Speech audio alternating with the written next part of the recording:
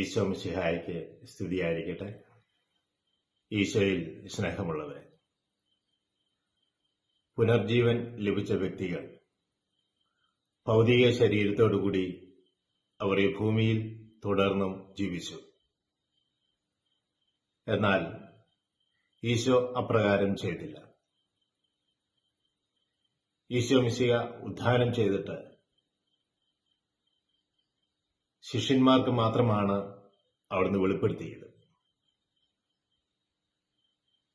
ഈശോയുടെ ഉദ്ധാനത്തിന്റെ തെളിവുകളായി പറയുന്നത് ഒന്ന് ശൂന്യമായ കല്ലറ, രണ്ടാമതായി പറയുന്നത് ഈശോയുടെ പ്രത്യക്ഷീകരണങ്ങൾ, മൂന്നാമതായി കാണുന്നത് ശിഷ്യന്മാരുടെ അല്ലെങ്കിൽ അപ്പസ്തോലന്മാരുടെ ബോധ്യവും പ്രബോധനങ്ങളും. ഈശോ തന്റെ ശിഷ്യന്മാർക്ക് മാത്രമാണ് വെളിപ്പെടുത്തി കൊടുത്തത്, പൗലോസിനൊഴികെ. നമ്മൾ ഉദ്ധാനത്തിന്റെ പ്രത്യക്ഷീകരണങ്ങൾ കാണുന്നത് രണ്ട് സ്ഥലത്താണ്. അത് ജെറുസലേമിലും ഗലീലയിലുമാണ്.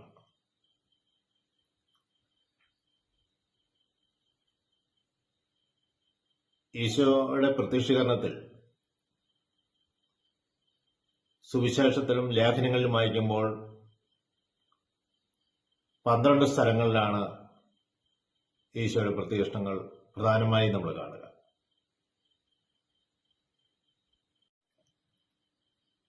സ്നേഹമുള്ളവരെ, ഈശോ പ്രത്യക്ഷപ്പെടുന്നത് സ്ത്രീകൾക്ക്, മഗ്ദല മറിയത്തിന്, പത്രോസിന്, മറ്റ് ശിഷ്യന്മാർക്ക്, 11 അപ്പസ്തലന്മാർക്കും ശിഷ്യന്മാർക്കും, എമ്മാവുസിലേക്ക് പോയ 2 ശിഷ്യന്മാർക്ക്, 7 സ്ലീഹന്മാർക്ക്, 500-ലധികം ശിഷ്യന്മാർക്ക്,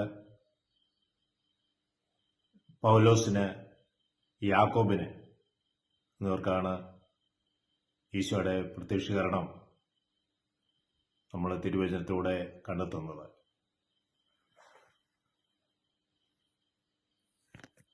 എന്നെ ശ്രവിച്ച ഏവർക്കും നന്ദി. ഈശോ മിശിഹായ്ക്ക് സ്തുതിയായിരിക്കട്ടെ.